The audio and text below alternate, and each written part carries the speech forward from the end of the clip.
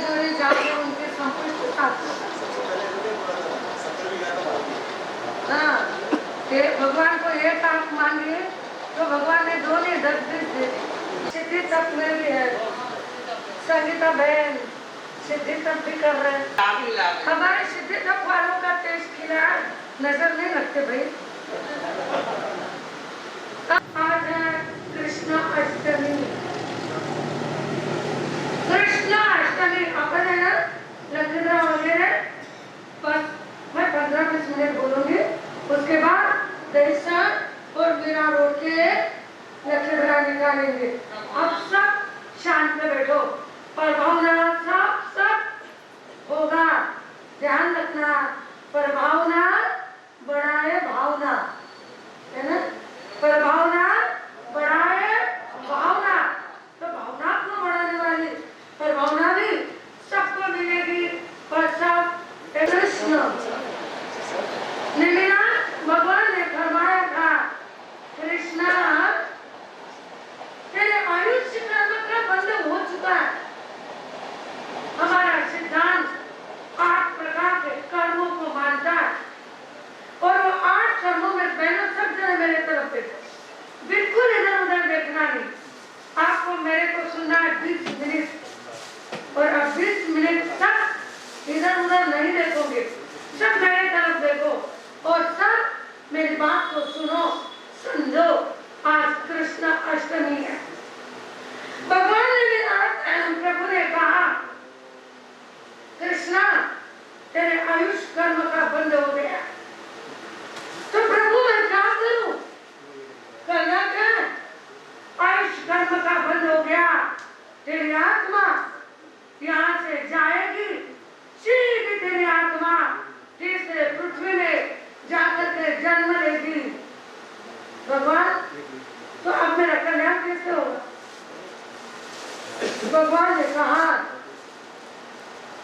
अभी तो वो आयुष्य तेरे को भोगना ही पड़ेगा, पर हाँ धर्म धरानी करो तो आने वाले 24 में तुम तीर्थंकर बनोगे।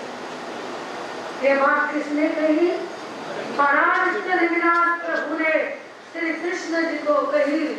ध्यान रखना, जिनका जन्म जेल में हुआ है, जन्म जेल में हुआ, मरण जंगल में हुआ, जेल में जन्मे और जंगल में मृत्यु को प्राप्त किया। सारा बीच में का जीवन हर परिस्थितियों का सामना करते हुए जिनका जीवन बीता, एक समय वही श्री कृष्ण जी कहते हैं, एक समय श्री कृष्ण यहाँ कोई भी पदार्थ शाश्वत नहीं है, यानी यह शरीर भी अपना नहीं है, यह भी अपने को एक दिन धोखा देने वाला है। यह संसार असार है, यह दुखों की खान है और यहाँ सब सभी स्वार्थ के सगे हैं। इस जन्म मरण के चक्कर से अगर आप बचना चाहते हो तो धर्म की शरण लो और अपना आत्मा का कल्याण करो, तो आपका इस भाव में परभाव में सदा ही सुख होगा, सुख होगा। भगवान की अमोल और वैराग्य भरी वाणी सुनकर अनेकों जीव तथा जन परिषद गद गद भावों से लौट गए। तब कृष्ण महाराजा भगवान नेमिनाथ को नमन और नमस्कार करते हुए क्या प्रच्छा करते हैं? हे भगवान, साक्षात देवलोक समान सुरपुरी जैसी मेरी इस द्वारिकापुरी का भी नाश होगा, और होगा भी तो किस कारण से? एक निश्चय स्वर्ग समान प्रत्यक्ष यह द्वारका का विनाश अवश्य होगा, अवश्य होगा, अवश्य होगा। इसका कारण अधीरा, सूरा, अग्नि और दिव्य के क्रोध के कारण होगा। इससे बचने का कोई तो उपाय होगा। अवश्य है, अवश्य है। जिस दिन इस नगरी में छोटा मोटा तो तप प्रतिदिन होता रहेगा, इस तप के प्रभाव से यह द्वारिका नगरी बची रहेगी, और जिस दिन तप नहीं होगा उस दिन द्वारिका का विनाश हो जाएगा। तो देखा आपने किस तरह से तप की महानता बताई है। इसके लिए तो हमारे प्रफुल्ल कुमार जी महाराज साहब रोज रोज सिद्धि तप, गंडक तप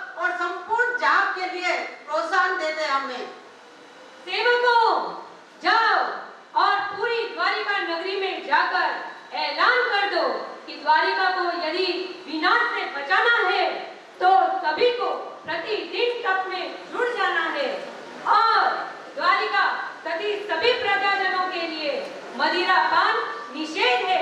यह मेरी राज आज्ञा है। न रहेगा बांस, न बजेगी बांसुरी। जी महाराज। सुनो सुनो सुनो, नगरवासियों सुनो। महाराजा कृष्ण महाराज के अनुसार श्री द्वारिका नगरी को विनाश से बचाने के लिए हम सभी को जप तप आदि से जुड़ जाना है। यह महाराज की राज आज्ञा है। सुनो सुनो सुनो।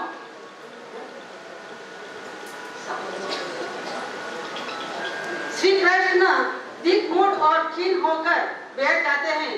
उनके मन में विचार आता है, धन्य है वे लोग, मेरे पुत्र और भव्य जन जो भगवान के पास मुंडित होकर दीक्षित हो जाते हैं। मैं ही अधन्य हूँ, अकृतज्ञ हूँ, पुण्यहीन हूँ कि मैं काम भोगों में मूर्छित हूँ। इन्हें त्याग कर अणगार बनने में असमर्थ हूँ। भगवान अपने ज्ञान बल से कृष्ण महाराजा के मन में चल रहे विचारों को समझ जाते हैं और क्या कहते हैं। हे कृष्ण, आपके मन में रोजिया लेने का विचार आए हैं, यह यथार्थ है, परंतु मैं ऐसा कहता हूँ कि यह कभी हुआ नहीं, होता नहीं और होगा भी नहीं।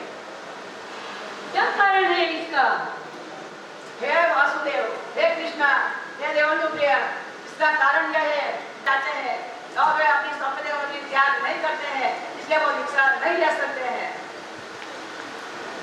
तब कृष्ण वासुदेव, मैं यहाँ से काल करके भगवान कहाँ जाऊंगा और कहाँ उत्पन्न होऊंगा? हे कृष्णा, तुम यहाँ से जरा कुमार के तीक्ष्ण तीर बाण से काल करके बालुका पर्वत आपकी किसी तरह में उत्पन्न होगे। बारवा अमम नाम का तीर्थंकर बनूंगा। आहा, आहा, आहा। सिपाहियों, जाओ और पूरी द्वारिका नगरी में घोषणा कर दो दीक्षार्थियों को दीक्षा लेने के लिए। जी महाराज। सुनो सुनो सुनो, नगरवासियों सुनो और यहाँ पर बैठे सभी सुनो। जिनके भी दीक्षा लेने के भाव है, वो हमारे बूढ़े भैया यहाँ बैठे हैं, वो दीक्षा लेने के लिए तैयार है। और कृष्ण महाराज भी उनको आज्ञा देते हैं द्वारिका नगरियों के वासियों को कि उनके पीछे उनके परिवारजनों, उनके कुटुंबियों की जिम्मेवारी स्वयं कृष्ण महाराजा लेंगे। इसलिए सुनो सुनो सुनो। भगवान की वाणी को सुनकर अनेक सदस्य तथा नगरजन आत्म कल्याण हेतु स्वयं दीक्षा के लिए तैयार हो जाते हैं। तभी पद्मावती भगवान के पास में जाके क्या कहती है। हे भगवान, मैं भी दीक्षा अंगीकार करना चाहती हूँ। हे देवी, जैसा सुख हो वैसा करो, पर धर्म कार्य में विलंब मत करो।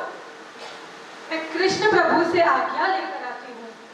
पद्मावती गई थी जब समूह शरण की ओर, नेमिनाथ का उपदेश सुन वो तो हो गई भाव विभोर।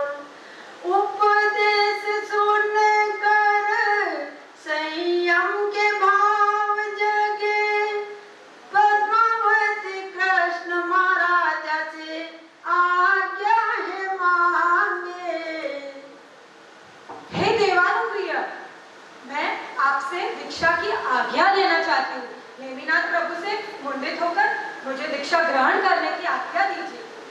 हे देवी, तुम्हें जैसा सुखद हो वैसा करो, धर्म कार्य में विलंब मत करो।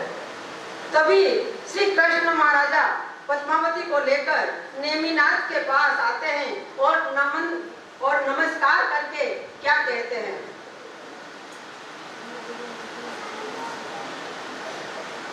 हे भगवान, ये पद्मावती मेरी पटरानी है, मुझे काम प्रिय और मनोयज्ञ है, मेरे जीवन में आनंद देने वाली है, मेरे प्राणों में श्वासोश्वास के रूप है। ऐसा श्री रत्न गुलहर के फूल के समान दुर्लभ है। मैं आज अपनी इस पटरानी को आपको शिष्या रूप में भिक्षा में देना चाहता हूँ। आप इसे स्वीकार करें। ऐसे कृष्ण महाराजा अपनी 8 रानियां और पद्मावती एवं विशाल जनधर से सुंदर कंगना पहनाया है। उसके बाद पद्मावती ईशान कोने में जाकर अपने अलंकारों को उतारकर पंचमुष्टि लोच करके और वेश परिवर्तन करके भगवान नेमिनाथ के पास आती है। बाजी रही दीक्षा की शरणाई पद्मावती हरस रही। हाँ, बाजी रही दीक्षा की शरणाई पद्मावती हरस रही। हर से बम्बई से रन हर से मेवाड़ संग बाजी रही दीक्षा की शरणाई पद्मावती हरस रही। बाजी रही दीक्षा की शरणाई पद्मावती हरस रही। बाजी रही दीक्षा की शरणाई पद्मावती हरस रही। दीक्षार्थी अमर रहो, दीक्षार्थी अमर रहो, दीक्षा लेने वाले को धन्यवाद धन्यवाद। जय जगन्नाथ, जय महाराज। जय जय हर्ष हर्ष। एक सूचना थी, जिसकी भी प्रभावना सह जोड़े जाप की नहीं आई है, कृपया अपने हाथ खड़े करें। जोड़े में सह जोड़े जाप में किसी की प्रभावना नहीं आई हुई तो पीछे मुश्किल जी भाई साहब लास्ट एक जन की नहीं आई है। बहुत बहुत धन्यवाद। बीच में मैं मिलने पालने उपसंघ के अध्यक्ष जी जसराज जी लोढ़ा को बुलाना चाहूंगा। कृपया वो अपना धर्म आड़ा तक करे। जय जिनेंद्र, जय महावीर। बहुत बहुत धन्यवाद। तपस्या करने वालों को धन्यवाद धन्यवाद। आई विल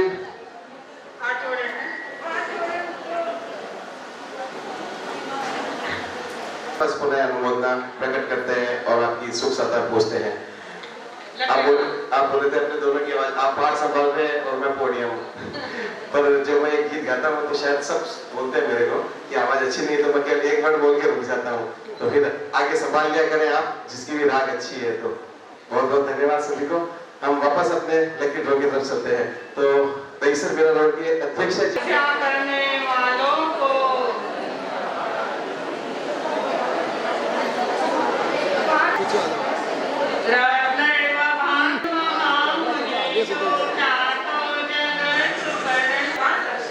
एक सूचना थी बाबूजी। आज जो संवत्सरी पर्व की प्रभावना थी सह जोड़े बोरीवली से, और तीसरे है शांता जी लक्ष्मीलाल जी वड़ाल में मिले पाले से। मेवाड़ से मुंबई आपकी हार्दिक